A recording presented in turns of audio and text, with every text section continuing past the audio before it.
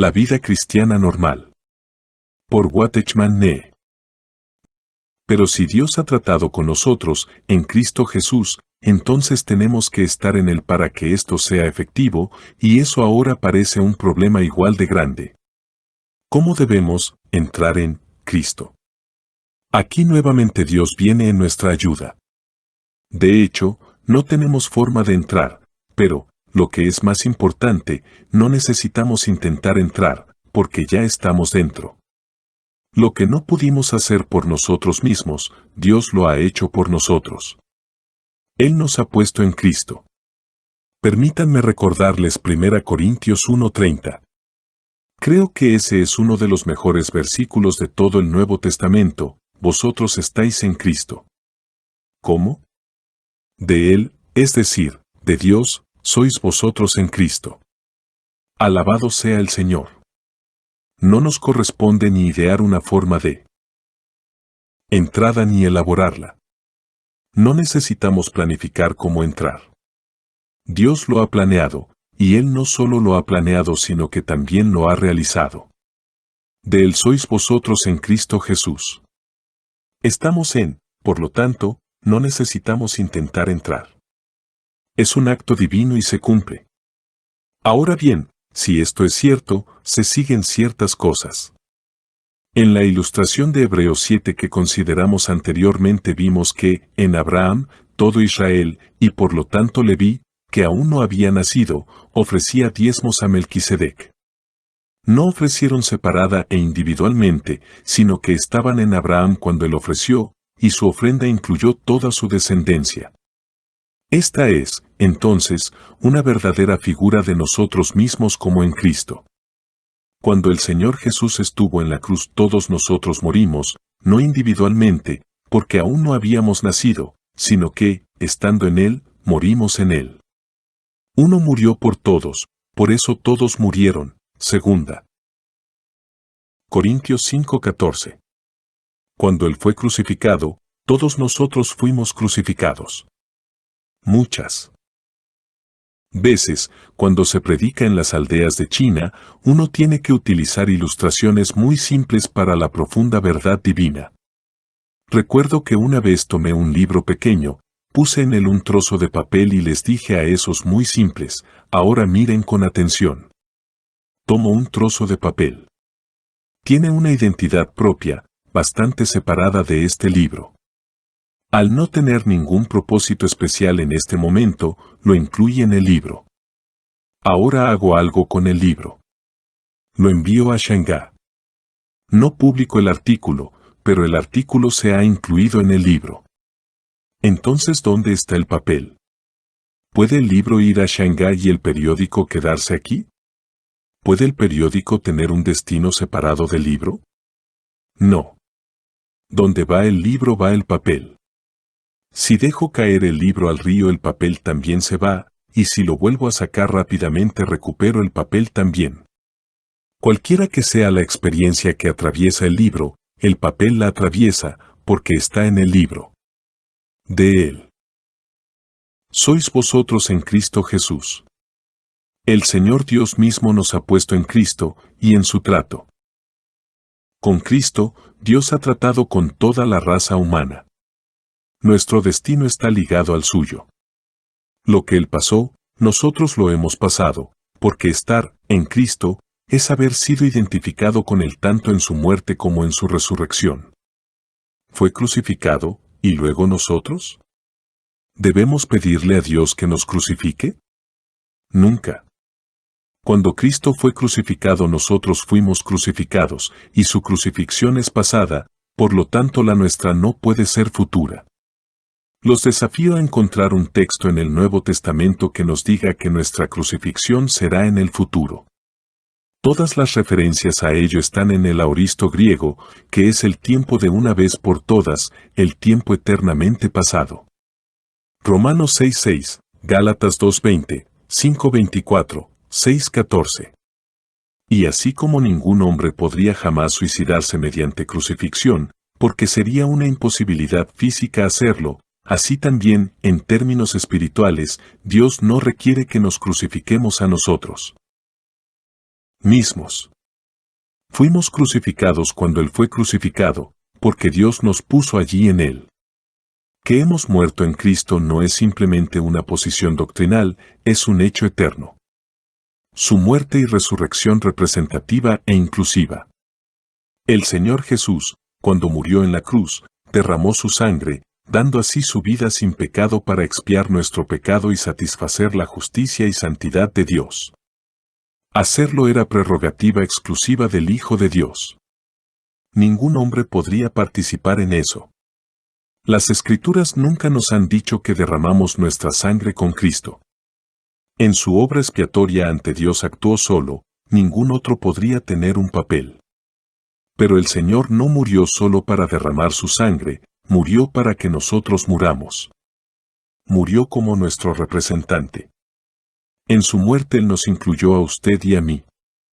A menudo utilizamos los términos sustitución e identificación para describir estos dos aspectos de la muerte de Cristo.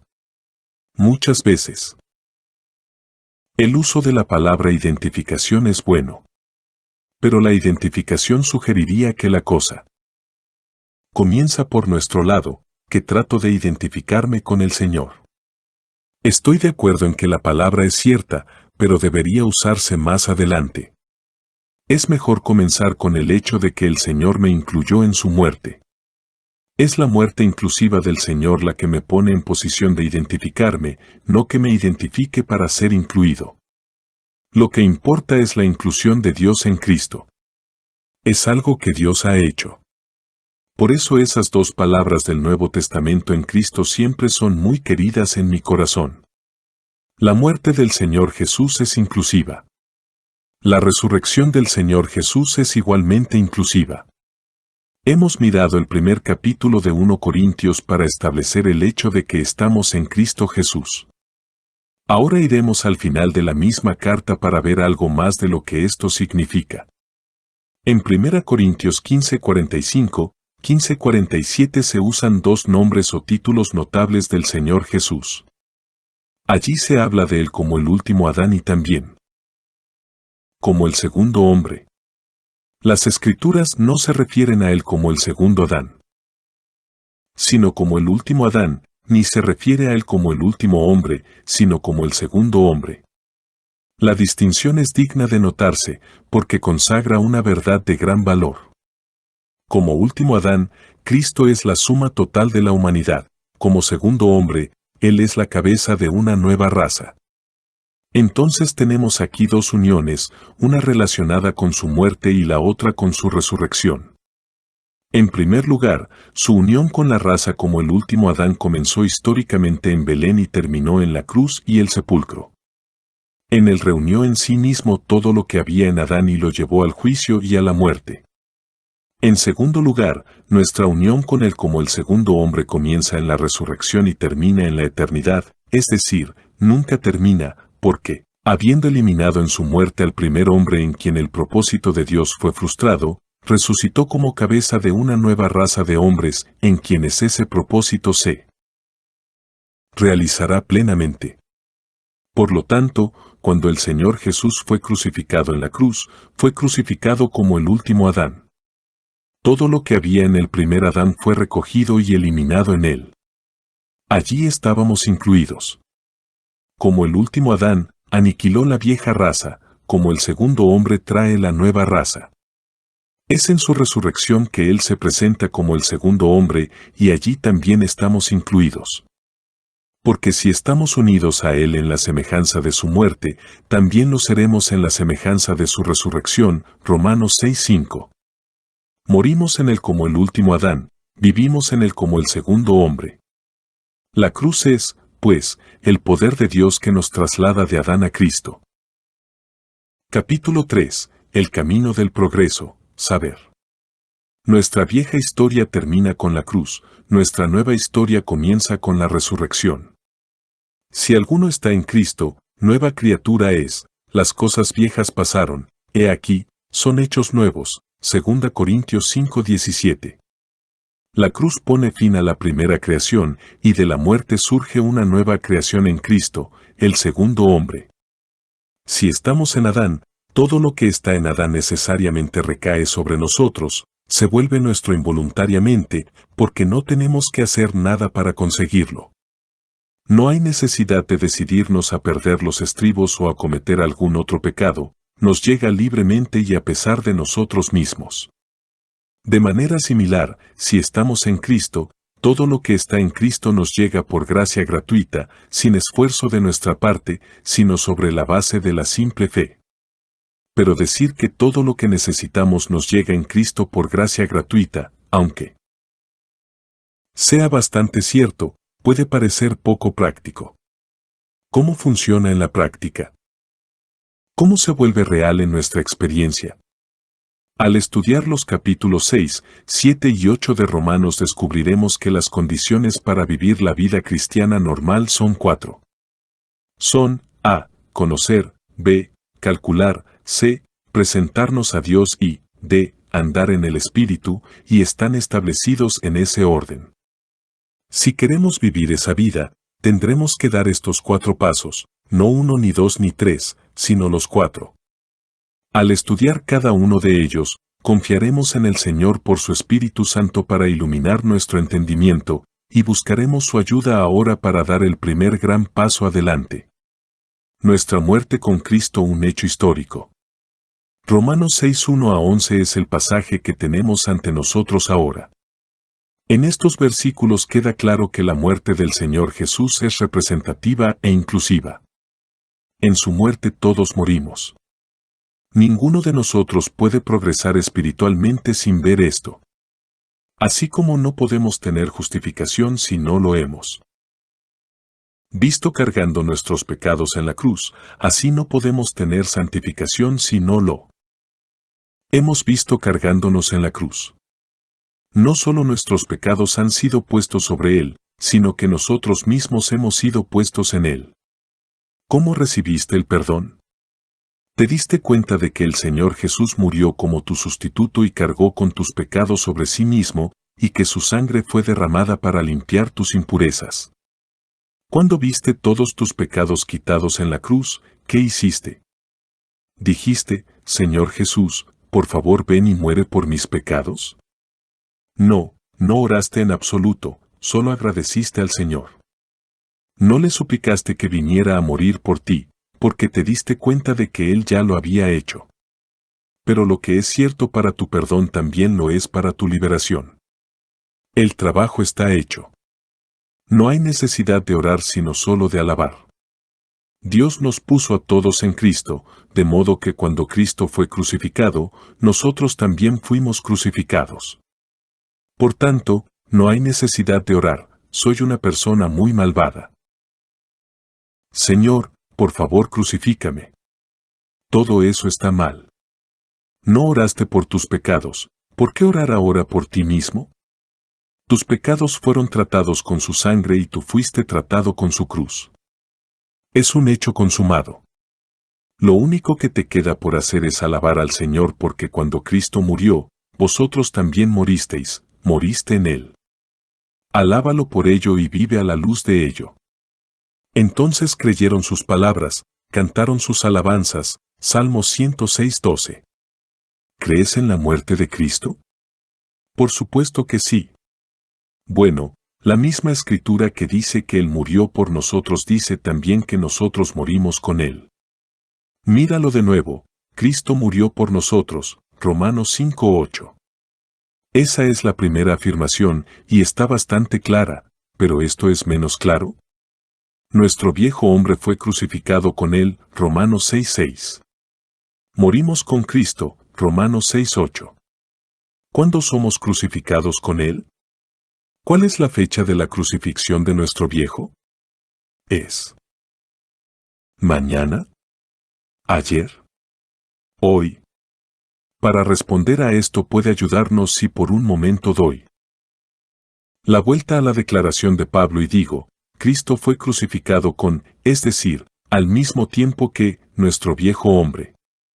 Algunos de ustedes vinieron aquí de dos en dos.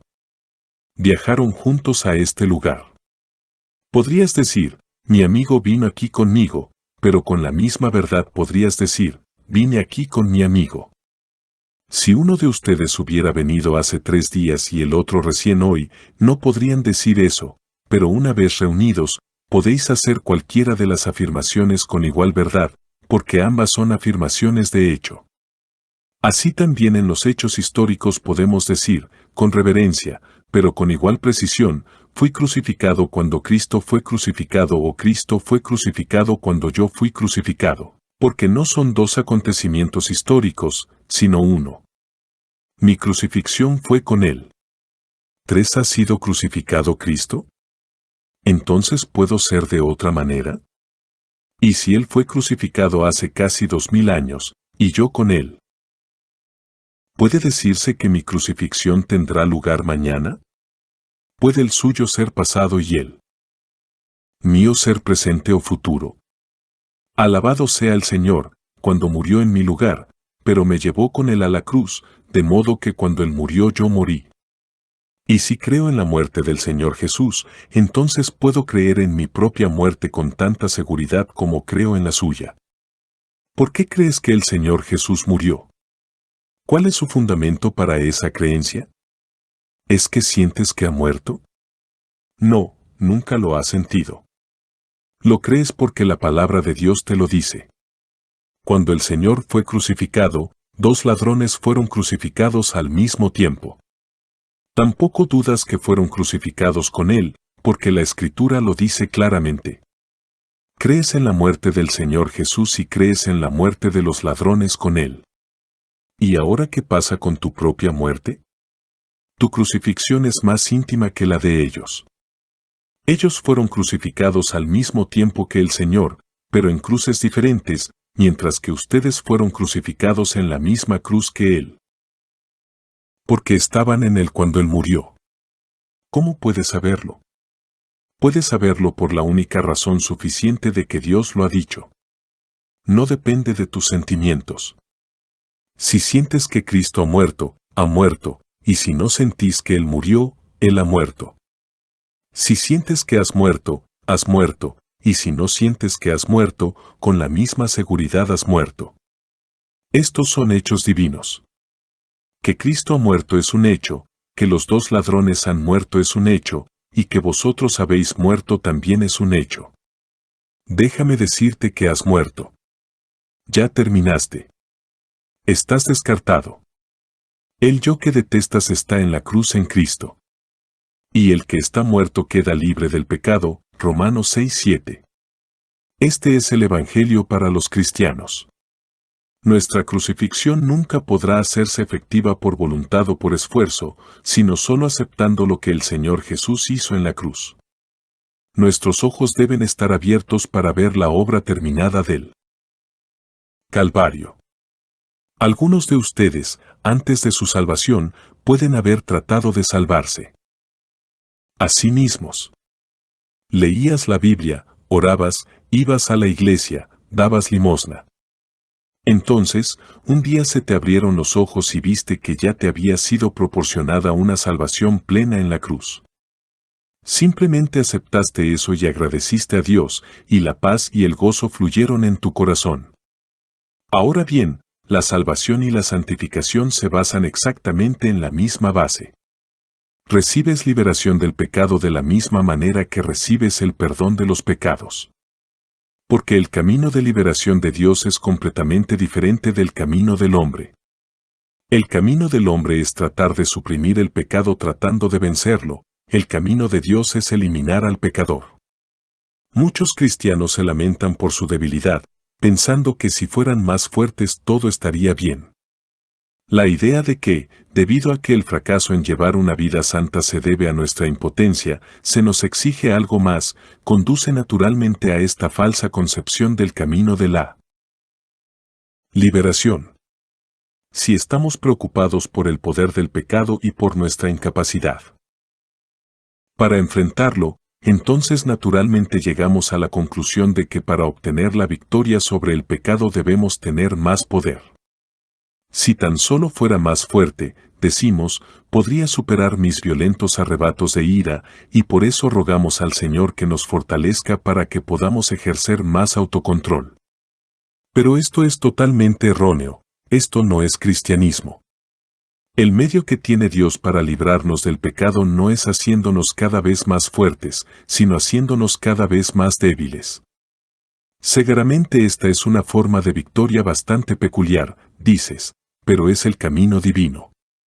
Dios nos libera del dominio del pecado, no fortaleciendo a nuestro viejo hombre sino crucificándolo, no ayudándolo a hacer nada sino sacándolo de la escena de la acción.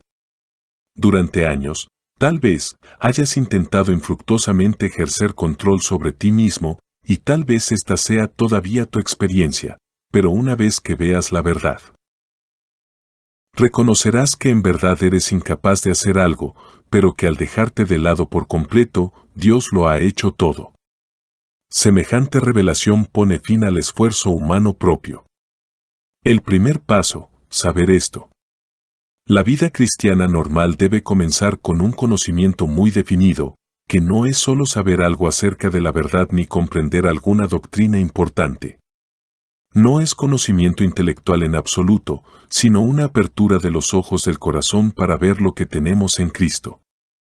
¿Cómo sabes que tus pecados son perdonados? ¿Es porque su pastor se lo dijo? No, simplemente lo sabes. Si te pregunto cómo lo sabes, simplemente respondes, lo sé. Ese conocimiento viene por revelación divina. Proviene del Señor mismo. Por supuesto, el hecho del perdón de los pecados está en la Biblia, pero para que la palabra escrita de Dios se convierta en una palabra viva de Dios para usted, Él tuvo que darle un espíritu de sabiduría y de revelación en el conocimiento de Él, Efesios 1:17. Lo que necesitaba hacer a conocer a Cristo de esa manera, y siempre es así. Entonces llega un momento, con respecto a cualquier nueva comprensión de Cristo, en que lo sabes en tu propio corazón, lo ves en tu espíritu. Una luz ha brillado en tu ser interior y estás totalmente convencido de ello. Lo que es cierto respecto del perdón de tus pecados no lo es menos respecto de tu liberación del pecado. Una vez que la luz de Dios amanezca en tu corazón, te verás en Cristo. No es ahora porque alguien te lo haya dicho, y no simplemente porque Romanos 6 lo dice. Es algo más que eso. Lo sabes porque Dios te lo ha revelado por su Espíritu. Puede que no lo sientas, puede que no lo entiendas, pero tú lo sabes, porque lo has visto. Una vez que te hayas visto a ti mismo en Cristo, nada podrá sacudir tu seguridad de ese bendito hecho. Si preguntas a varios creyentes que han entrado en la vida cristiana normal cómo llegaron a esa experiencia, algunos dirán de esta manera y otros de otra. Cada uno enfatiza su propia manera particular de entrar. Y produce escritura para respaldar su experiencia, y desgraciadamente muchos cristianos están utilizando sus experiencias especiales y sus escrituras especiales para luchar contra otros cristianos. El quid de la cuestión es que, si bien los cristianos pueden entrar en la vida más profunda de diferentes maneras, no debemos considerar las experiencias o doctrinas que destacan como mutuamente excluyentes, sino más bien complementarias. Una cosa es segura, cualquier verdadera experiencia de valor a los ojos de Dios debe haber sido alcanzada a través de un nuevo descubrimiento del significado de la persona y obra del Señor Jesús. Se trata de una prueba crucial y segura. Y aquí en nuestro pasaje Pablo hace que todo dependa de tal descubrimiento. Sabiendo esto, que nuestro viejo hombre fue crucificado juntamente con él, para que el cuerpo del pecado sea eliminado, a fin de que ya no estemos más esclavos del pecado, Romanos 6:6. La revelación divina es esencial para el conocimiento. Así que nuestro primer paso es buscar de Dios un conocimiento que viene por revelación, es decir, una revelación no de nosotros mismos, sino de la obra consumada del Señor Jesucristo en la cruz. Cuando Hudson Taylor, el fundador de la Misión Interior de China, entró en la vida cristiana normal, fue así como lo hizo. Recordaréis cómo habla de su antiguo problema de cómo vivir en Cristo, cómo extraer la savia de la vida hacia sí mismo. Porque sabía que debía tener la vida de Cristo fluyendo a través de él y, sin embargo, sentía que no la había obtenido, y vio con bastante claridad que su necesidad debía encontrarse en Cristo. Sabía, dijo, escribiendo a su hermana desde Xinjiang en 1869, que si pudiera permanecer en Cristo, todo estaría bien, pero no pude. Cuanto más intentaba entrar, más se encontraba saliendo, por así decirlo, hasta que un día amaneció, llegó la revelación y vio. Siento que aquí está el secreto, no preguntar. ¿Cómo voy a sacar la savia de la vid hacia mí, sino recordar que Jesús es la vid, la raíz, el tallo, las ramas, los ramitos, las hojas, las flores, el fruto, todo en verdad? Luego, en palabras de un amigo que le había ayudado, no tengo que hacerme una rama. El Señor Jesús me dice que soy una rama. Soy parte de Él y solo tengo que creerlo y actuar en consecuencia. Lo he visto bastante tiempo en la Biblia, pero ahora lo creo como una realidad viva. Era como si algo que en realidad había sido cierto todo el tiempo, ahora de pronto se volviera cierto para él personalmente de una manera nueva, y escribe de nuevo a su hermana. No sé hasta qué punto podré hacerme inteligible acerca de por qué no hay nada nuevo, extraño o maravilloso y, sin embargo, todo es nuevo. En una palabra, mientras que antes era ciego, ahora veo. Estoy muerto y sepultado con Cristo, sí, y también resucité y ascendí. Dios me considera así y me dice que me considere así. Él sabe mejor. Oh, el gozo de ver esta verdad. Oro para que los ojos de vuestro entendimiento sean iluminados, para que podáis conocer y disfrutar las riquezas que se nos han dado gratuitamente en Cristo. Oh, es grandioso ver que estamos en Cristo. Piense en el desconcierto que supone intentar entrar en una habitación en la que ya se encuentra. Piensa en lo absurdo de pedir que te incluyan. Si reconocemos el hecho de que estamos dentro, no hacemos ningún esfuerzo por entrar. Si tuviéramos más revelación, deberíamos tener menos oraciones y más alabanzas. Gran parte de nuestra oración por nosotros mismos se debe simplemente a que estamos ciegos ante lo que Dios ha hecho. Recuerdo que un día en Shanghái estaba hablando con un hermano que estaba muy preocupado por su estado espiritual. Dijo, muchos están viviendo vidas hermosas y santas. Me avergüenzo de mí mismo. Me llamo cristiano y, sin embargo, cuando me comparo con los demás siento que no lo soy. En absoluto. Quiero conocer esta vida crucificada, esta vida de resurrección, pero no la conozco y no veo manera de llegar allí.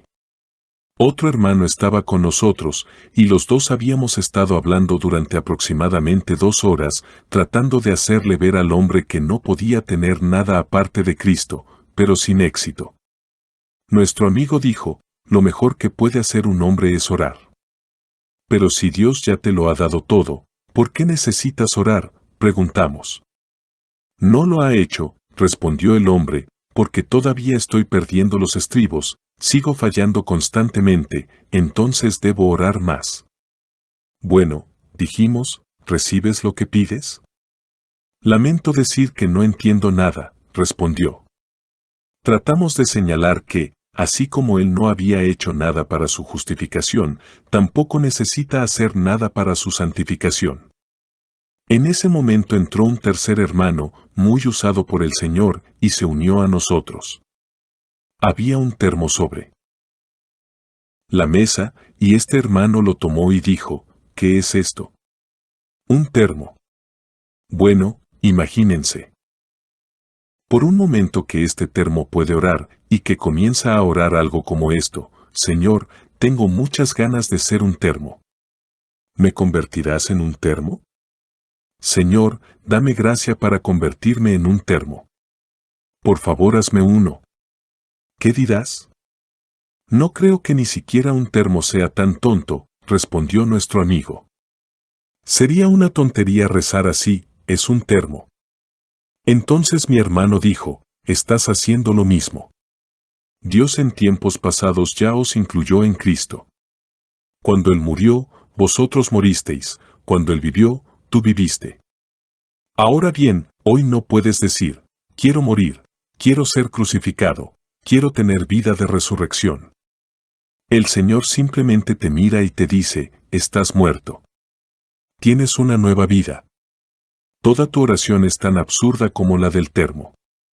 No necesitas orar al Señor por nada, simplemente necesitas que se te abran los ojos para ver que Él lo ha hecho todo. Ese es el punto. Asamblea en Santo Domingo Este. Escrito por el hermano Watchman Nee en el año 1951. Para más información comuníquese con este número de WhatsApp. 1-829-747-1995.